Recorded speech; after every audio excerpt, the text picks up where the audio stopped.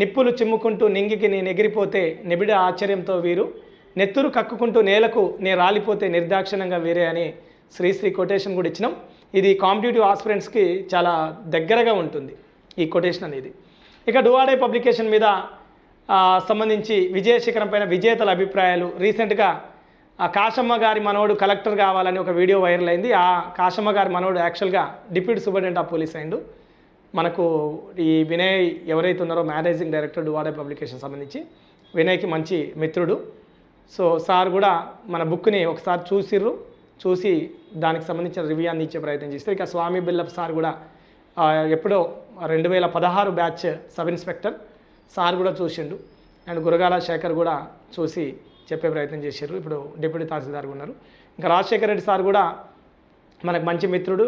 Academy నుంచి కూడా అకాడమీలో ఎడ్యుకేటర్గా పనిచేసిండు కొంతకాలం. తర్వాత దానికి తృణప్రాయంగా రిజైన్ చేసి గ్రూప్ 1 వైపు చదివి కమర్షియల్ ట్రాక్స్ ఆఫీసర్గా తెలంగాణకి ఇప్పుడు హైదరాబాద్లోనే లోకల్లోనే సర్వీస్ చేస్తుండు.